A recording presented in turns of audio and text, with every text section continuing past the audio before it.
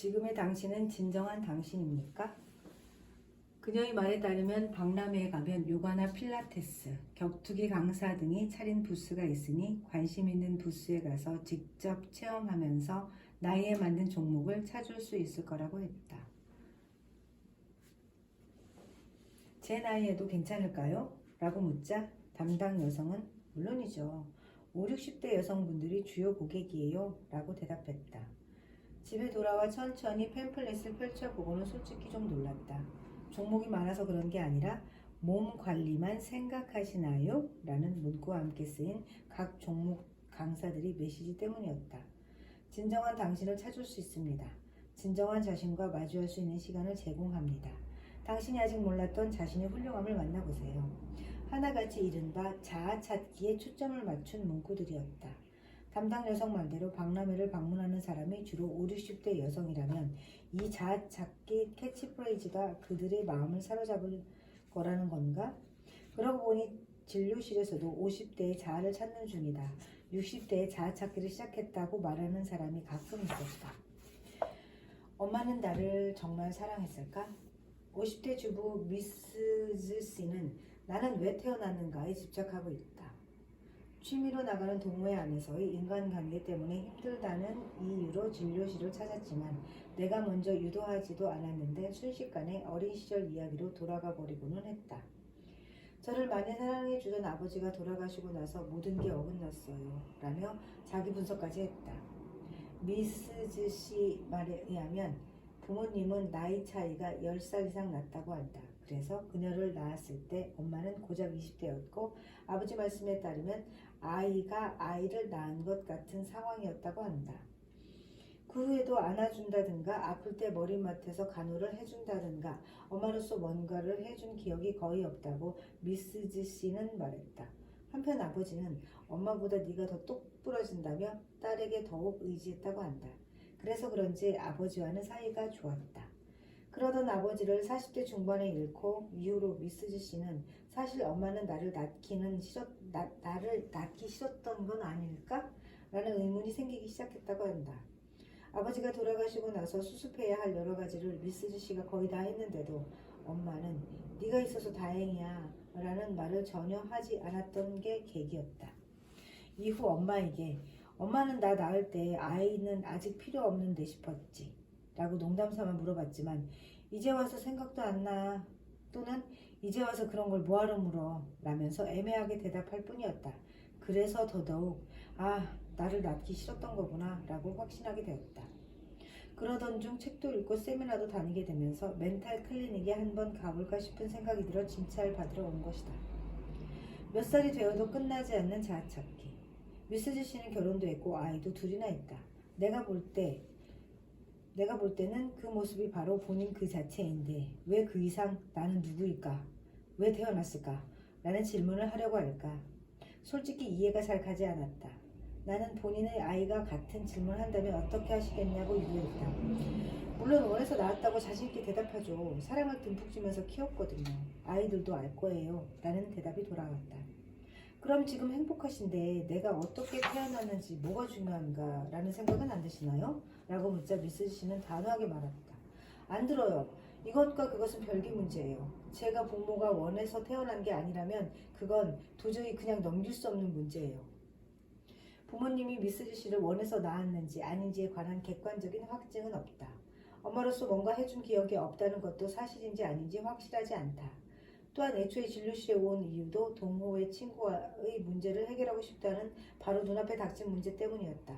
그런데 도대체 왜 엄마는 나를 낳았나? 라는 문제를 자꾸 끄집어내는 것일까? 미스즈 씨는 이후 몇 번 더 진료실을 찾았지만 아무리 지금의 인간관계 쪽으로 초점을 옮기려고 해도 결국 다시 나는 왜 태어났나? 의 문제로 돌아가곤 했다. 어느 날 나는 참다 못해 물었다. 그런데 동호회 인간관계 문제를 해결하고 싶으신 거죠? 그러자 그녀의 대답은 이러했다. 그렇죠. 하지만 그 문제를 해결하려면 내가 왜 여기에 있는지, 엄마가 나를 원해서 낳은 건지에 대한 답이 나와야 해요. 저는 진짜 내 존재의 의미를 알고 싶은 거예요. 나는 그 고지식함과 영원히 끝나지 않는 자아 찾기에 집착하는 모습에 놀라지 않을 수 없었다. 내가 태어난 이유, 물론 왜 태어났는가는 인간이 평생 하게 되는 고민이다. 고민은 나를 원해서 낳은 걸까? 라는 의문에 사로잡히는 것도 드문 일은 아니다. 그렇기 때문에 출생의 비밀을 다룬 문학작품이 오래도록 읽히는 거겠지. 예를 들어 50대 이상이라면 교과서에서 읽었을 시가 나오야의 암야 행로도 그런 작품 중에 하나다. 주인공인 겐사쿠의 연애와 결혼을 둘러싼 고뇌를 그렸는데 그 출발점이 바로 겐사쿠의 출생에 얽힌 비밀이다. 겐사쿠는 그 사실을 형의 편지로 알게 된다. 그 부분을 인용하겠다. 너는 어머니와 할아버지 사이에서 태어난 아이다. 자세한 내막은 모른다. 나도 중학교를 졸업할 때쯤 고베 숙부님에 대해서 들어서 비로소 알았으니 내가 그 사실을 알고 있다는 것을 아버지와 계모 모두 아마 아직 모르실 거다. 그런 까닭에 나도 자세한 사정을 알 기회가 없었다.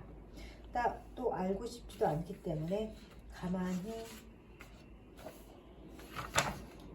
있는 것이다.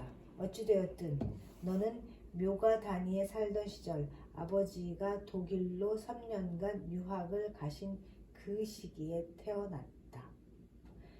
이때 겐사쿠는 할아버지라고 믿었던 남성의 옛 연인에게 구혼을 했고 그 중매를 형에게 부탁한 상태였다. 그에 대한 거절의 편지로 자신이 출생의 비밀을 알게 된 겐사쿠는 어떻게 해야 할지 몰라 홀로 안절부절 방을 서성거린다. 모든 게 꿈처럼 느껴졌다. 그것보다도 먼저 지금까지 나라는 존재가 안개처럼 멀어지다가 이내 사라져가는 것을 느꼈다. 이러한 환경에서 태어나는 사람이 흔하지는 않겠지만 이 소설이 불의 명작으로 여전히 읽히고 있다는 것은 많은 사람이 한 번쯤은 나는 정말 내 부모의 자식일까?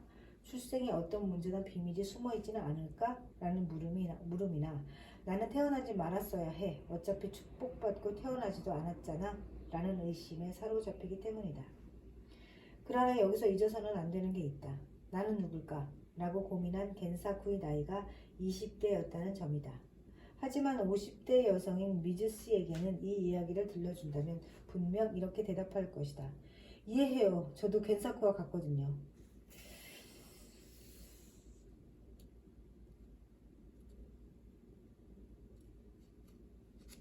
이해가 언뜻 안 돼요. 이때 겐사쿠는 할아버지라고 믿었던 남성의 옛 연인에게 구혼을 했고 할아버지라고 믿고 있던 남성의 옛 연인에게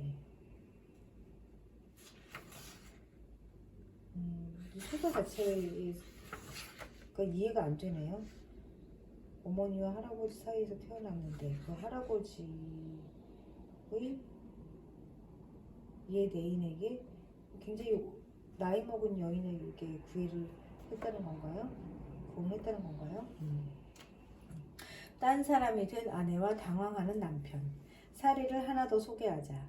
진료실을 찾아온 60대 남성이 상담하고 싶어한 문제는 이랬다. 최근 아내가 딴 사람이 된 것 같아요. 도대체 어떻게 해야 할까요? 외동딸이 최근 결혼에 출가했는데 그걸 계기로 나도 변할 거야 라는 말을 하기 시작했다고 한다. 그러더니 갑자기 새벽 3시에 일어나 공부를 하지 않나. 이런저런 동호회에 뻔질나게 드나든다고 했다. 일상생활뿐만 아니라 성격도 완전히 변했다. 이대로 가면 안 돼 라든가 앞으로는 시야를 더 넓게 가져야 해 같은 말을 평상시에 비해 과하게 밝은 목소리로 말했다. 이 남성은 이제껏 극히 평범했던 아내가 왜 이렇게 됐는지 영문을 모르겠다고 할 수 있다면 원래 상태로 되돌리고 싶다고 했다. 하지만 나로서는 그분이 어떤 병에 걸린 것도 아니기 때문에 딱히 조언을 해줄 수가 없었다. 내 안에는 훌륭한 가능성이 잠재되어 있어. 그걸 갈고 닦으면 나다운 인생을 살 수 있을 거야. 어쩌면 이런 생각이 그 여성의 머리에 번뜩였을지도 모른다.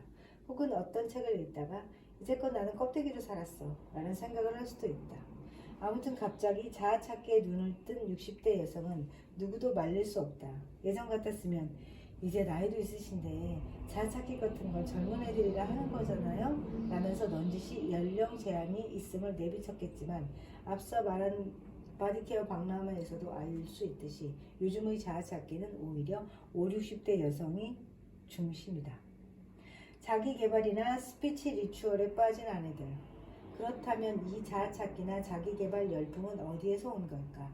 그 기원을 거슬러 올라가 보면 1960년대 미국에서 거세게 불어닥친 히피 문화 등의 카운티 컬처를 줄 수 있다. 당시 히피들은 명상이나 LSD 같은 마약을 사용해 자신의 내면에 잠들어 있는 의식을 찾고자 했는데, 이러한 열망의 의식의 변혁을 추구하는 세미나 집단을 만들어냈고, 이것이 돌고 돌다가 일반인을 대상으로 한 자기개발 세미나로 변형되었다. 아, 그렇군요. 일본에는 1980년대에 들어왔고, 그것이 일본 실정에 맞게 현지화되면서 일부 사람들 사이에서 유행했다. 1990년대에 와서 옴진리교 사건의 영향으로 그 세력이 다소 꺾였지만 1990년대 후반부터 서브컬처나 스피치 리추얼즘과 결합해 다시 살아났다. 그 후 비즈니스 자본주의와 결합된 형태로 변형되면서 개개인이 자기만의 스타일로 자기 개발을 한다는 개념과 함께 저변이 확대되었고, 그것이 지금에 이른 것이리라. 그리고 그 시절 20, 30대였던 사람들이 나이가 들어서도 여전히 자아찾기에 집착하는 것이다. 최근 그런 사람들을 타깃으로 한 비즈니스가 매우 다양해지면서 이 자아찾기 고객은 시간과 돈을 빼앗기고 있다. 또 그로 인해 지금까지의 내 인생은 잘못됐어, 인생을 리셋해야 돼 라며 자신이 살아온 과정 자체를 전면 부정하는 사람까지 생기고 있는 것이다. 아무리 가혹한 사건이 많았던 인생이라 해도 지금까지 살아온 길이 전부 잘못됐다고 단언할 수는 있는 인생은 없다. 네, 저도 그렇게 생각해요. 뭔가 실패를 했을 때 그 얘기를 꺼내면 자꾸 그거를 집어넣으려고 하더라고요, 내면 속에. 근데 저는 그것도 하나의 과정이었고, 그것도 인생에 뭐 싫을 수도 있어요. 그렇지만 그것도 인생의 한 부분이니까 그냥 받아들여야 된다고 생각을 하는 입장이에요. 인생은 물론 힘든 여정이지만 문제가 생길 때마다 하나하나 대처해 가면서 때로는 웃고 때로는 한숨을 돌리며 긴 걸음을 걸어왔을 것이다. 그럼에도 전부 리셋하고 싶다는 생각이 든다면 나 요즘 좀 이상한 것 같아. 피로 때문인가? 아니면 누군가의 잘못된 생각에 물들었나? 라고 생각하고 일단 하던 일, 만나던 사람, 읽던 책에서 멀리 떨어져서 경치 좋은 곳에 가서 쉴 것을 추천한다. 고층 빌딩 꼭대기나 산 전망대, 파도가 밀려오는 해변 등 평소보다 탁 트인 곳에 가서 풍경을 바라본다면 조금 전까지 머릿속을 지배하던 내 인생 전부 잘못됐어 라는 생각이 자연스레 사라져 있을 것이다. 인터넷으로 아름다운 풍경을 찾지 말고 꼭 어딘가 가서 직접 자신의 눈으로 보기를 바란다. 인생을 전부 리셋하고 싶다는 생각이 든다면 하던 일에서 떨어져 경치 좋은 곳에 가서 쉬는 것이 좋다. 주변이 탁 트인 곳에 가서 풍경을 바라본다면 내 인생이 잘못됐다는 생각은 자연스레 사라질 것이다.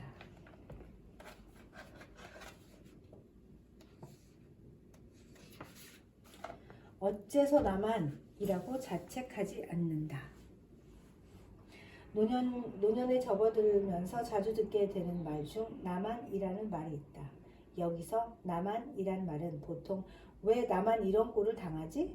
왜 나만 이렇게 일해야 해? 처럼 의무, 짐, 도리를 다하느라고 고생한 뒤 손해를 볼 때 자주 나온다. 보통 자신이 불행을 한탄할 때 나만이라는 말을 떠올릴 것이다. 그런 반면 나만 행복하면 돼 라는 의미의 나만도 있다. 하지만 이런 경우에는 대놓고 말할 수 없기 때문에 다른 사람에게 들킬 일이 없다. 젊었을 때 나만 목숨을 건졌다. 예전에 진료실을 찾아온 60대 여성은 젊었을 때 친구들과 여행을 갔다가 나만 목숨을 건진 기억이 있다. 그런데 최근 그 기억이 되살아나면서 악몽을 꾸고 가슴이 답답해지기 시작했다고 한다. 이 환자는 젊었을 때 친구들과 단체로 여행을 갔는데 타고 가던 버스가 사고를 당해 친구 몇 명의 목숨을 잃었다고 한다. 다행히 그녀는 가볍게 다쳤을 뿐 생명에 지장은 없었다. 자리가 좋았기 때문이다. 그때 그녀의 가족 모두가 다행이야, 목숨을 건진 것만으로 감사해야 한다 라며 가슴을 쓸어내렸다고 한다. 이는 솔직한 감정이다. 병원에서 퇴원해 집으로 돌아오는데 할머니가 불땀에 손을 모으며 주상님, 우리 귀한 손자 목숨을 살려주셔서 감사합니다 라고 울면서 절을 하고 계셨다. 그 모습에 감사하다는 생각이 들기는 했지만 마음 한구석으로는 떠난 친구도 있는데 어떻게 진심으로 기뻐할 수 있겠어 라는 생각이 들었다고 한다. 할머니가 너무 이기적인 것 같았다. 그러고 나서 어른이 되고 취직을 하거나 결혼을 하는 등의 인생의 단계를 넘을 때마다 왜 나만 살았을까? 라는 의문이 들었다. 왜 함께 갔던 친구들은 죽고 나만 살았을까? 나와 그 친구들은 뭐가 다르기에 이렇게 된 걸까? 이제까지는 이런 의문이 생겨도 눈앞에 닥친 일이 바쁘고 정신이 없어서 그런 생각하면 뭐해? 라며 문제를 미뤄두고는 했다. 그러다가 60세가 되고 나서 아이들이 다 독립하고 남편까지 정년을 맞이하자 이제껏 느끼지 못했던 죄책감이 생겼다. 당시 친구 장례식장에서 가족과 친구들이 울고 있던 모습도 되살아났다. 그러면서 나 자신을 원망하게 됐다고 한다. 그 아이는 그렇게 모든 사람에게 사랑받았어. 공부도 잘했고 성격도 착하고 밝았으니 당연한 일이지. 늘 적극적으로 열심히 했고 모두의 리더였잖아. 그에 비하면 나 같은 건 항상 칠칠 맞고 협동심도 없고 성격도 어두워. 장점이 하나도 없어. 어쩌면 내가 죽었어야 했던 건 아닐까? 나 같은 애가 이렇게 살아 있어봤자 아무런 도움이 안 되잖아. 살아남은 자의 죄책감. 재해나 사고 등으로 살아남은 사람이 그로 인해 괴로워하는 감정을 심리학 분야에서는 서바이버스 길트, 생존자의 죄책감이라고 부릅니다. 서바이버스 길트. 원래 나치가 만든 아우슈비츠 수용소에서 살아남은 유대인 포로들이 겪는 감정으로 알려졌지만 지금은 큰 사고나 재해를 당한 사람들에게 발생하는 감정으로 본다. 동일본 대지진 당시에도 쓰나미에서 살아남은 사람 혹은 피해 지역에 살지 않는 사람들이 내가 사는 곳에는 아무 일이 없어 미안하다며 죄책감에 시달렸다. 얄궂게도 착한 사람, 타인을 배려하는 사람일수록 이 감정에 사로잡히기 쉽다. 특히 본인이 아이였을 때나 젊었을 때 동료 또는 친구가 죽는 경험을 한 경우 이들은 그 후의 인생을 살면서 너는 죽은 그 아이 몫까지 열심히 해야 돼. 그 아이는 내 마음속에 살아있어. 그 아이와 기억을 소중히 간직하렴. 이라는 말을 듣게 되는데 그 감정이 쌓일 대로 쌓여 나중에는 큰 압박이 된다. 혹은 주위 사람들에게 그런 말을 듣지 않아도 본인이 그 아이 몫까지 살아야 해 라는 무거운 사명을 짊어지는 사람도 있다. 어쩌면 그녀도 그런 인생을 살아오다가 결국 내가 죽었어야 했는데 이렇게 오래 살아서 정말로 미안하다 라는 뚜렷한 죄책감이 생긴 것이 아닐까? 재해나 사고로 인해 누가 죽고 누가 사는지는 대부분 정말 우연히 결정한다. 차량 사고의 경우를 보면 사고 수습 후 한참 뒤 자리의 위치가 결정적이었다라고 분석하는 경우가 있는데 이때마다 어디에 앉느냐도 대부분 우연으로 결정된다. 언젠가 비행기 사고가 나면 앞좌석에 앉아야 살아남을 확률이 높다는 말이 있었다. 하지만 어떤 사고에서는 앞에 앉은 사람들이 집중적으로 희생된 적도 있다. 이건 전적으로 운 혹은 평소 습관 같은 것과 전혀 상관없는 단순한 우연에 불과하다. 인생을 살다 보면 그런 불합리한 일도 일어나기 마련이다. 그런데 나만 살아서 미안하다며 끊임없이 자책하고 어두운 마음으로 남은 인생을 사는 아이와 젊은이가 있다는 건 안타까운 이야기다. 그보다도 이 60대 여성처럼 그런 압박을 느끼며 살다가 시니어가 되고 나서 더욱 죄책감이 강해진다면 그것만으로도 견딜 수 없을 것이다. 물론 살아남은 사람이 죽은 사람을 그리워하고 마음 아파하며 그 사람을 잊지 않겠다고 다짐하지 말아야 할 이유는 없다. 주위 사람들이 무심코 죽은 사람 몫까지 열심히 살아 라고 하는 마음도 이해한다. 그러나 그 격려가 때때로 서바이버스 길트가 되어 오랫동안 영향을 미칠 수 있다는 것을 위로하는 사람은 잊어서는 안 될 것이다. 서바이버스 길트. 또한 사고 당사자는 힘든 일을 당한 사람을 가엾다고 생각하는 착한 마음까지 버릴 필요는 없다. 하지만 만약 나만 행복해서 미안하다는 생각이 든다면 자책하기보다는 이게 바로 서바이버스 길트인가 보다 라고 생각하기를 바란다. 떠나간 내 친구에 관하여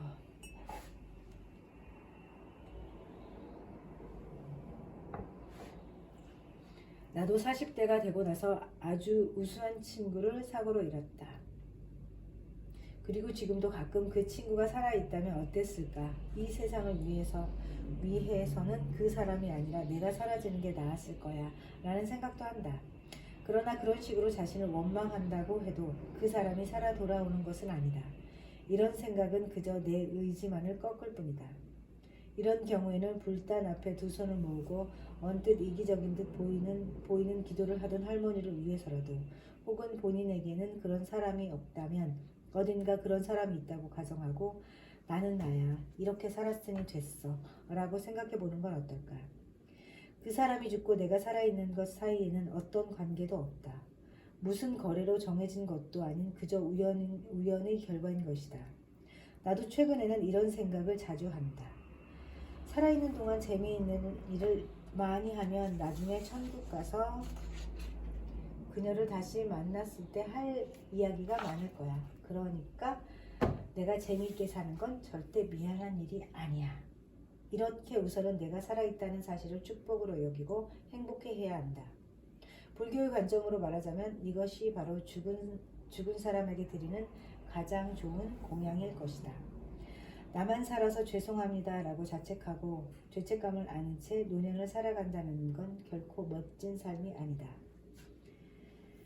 마지막이네요. 마치며 앞으로의 인생은 내 뜻대로. 몇 해만 지나면 나는 60세가 된다. 만약 80세까지 산다고 가정하면 남은 시간은 20년 뿐이다. 나는 20년 전의 일을 어제 일처럼 기억한다. 그날부터 오늘에 이르기까지 말 그대로 순식간이었다.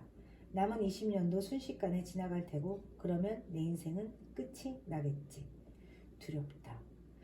나는 최근 10년 동안 종교가 있어야 되는 것 아닐까에 관해 고민해왔다.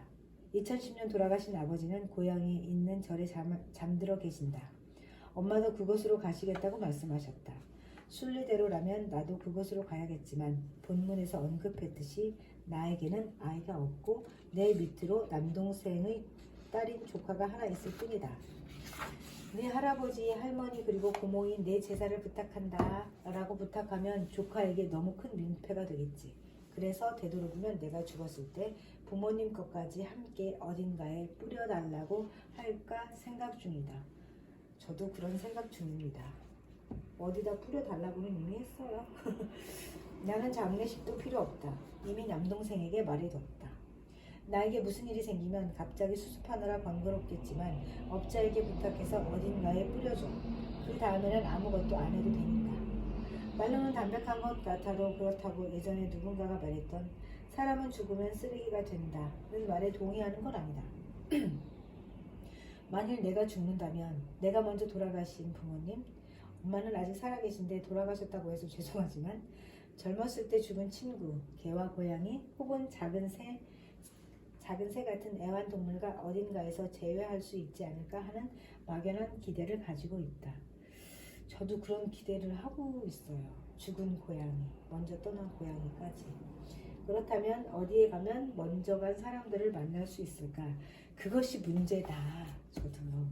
불교라면 극락 정토에서 만날 것이고 기독교라면 천국에 가서 만날 수도 있다. 살아있는 동안 믿었던 신앙이 나중에 어디서 만날지를 결정짓는 것일까?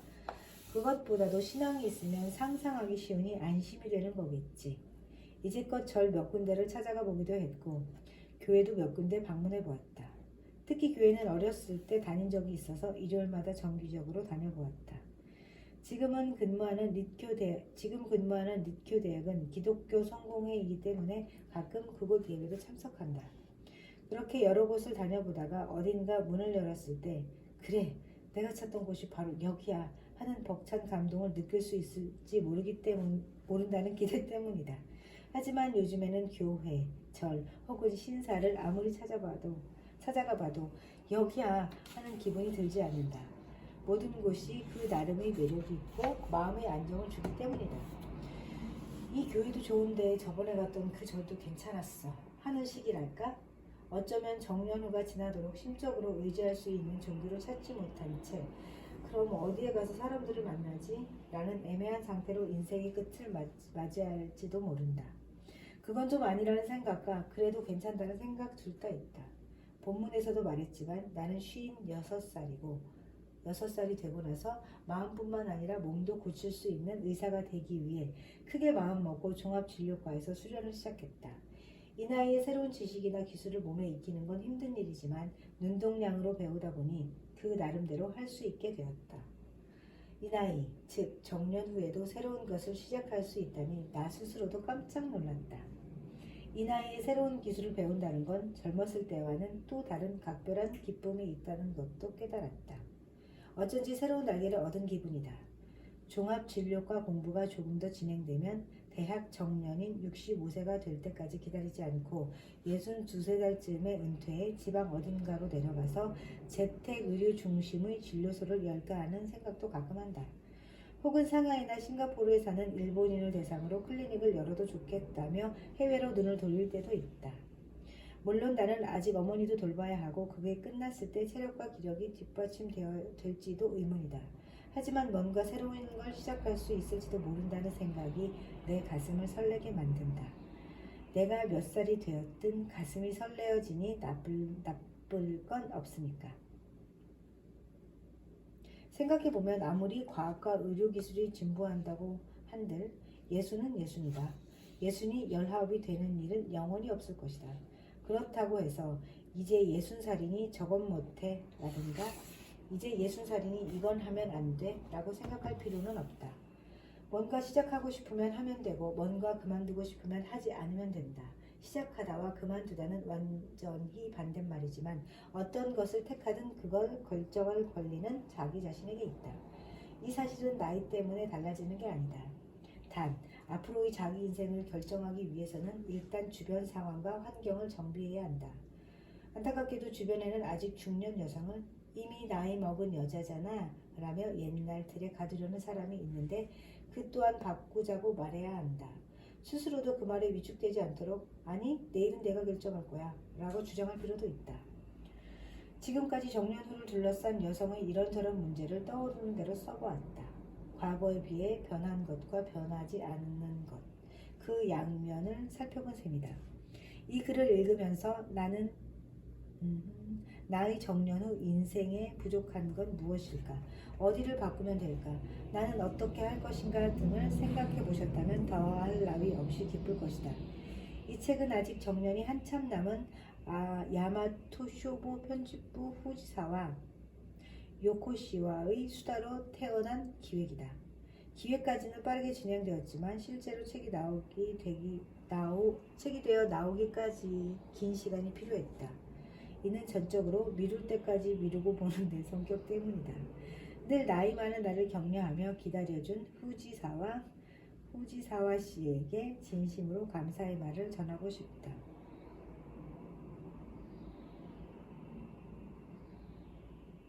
언젠가 당신에게도 정년은 찾아온다. 이 책이 그때를 위한 마음의 준비가 되어준다면 이제 곧 정년인 나에게 이보다 더 기쁜 일은 없을 것이다. 가야마 리카.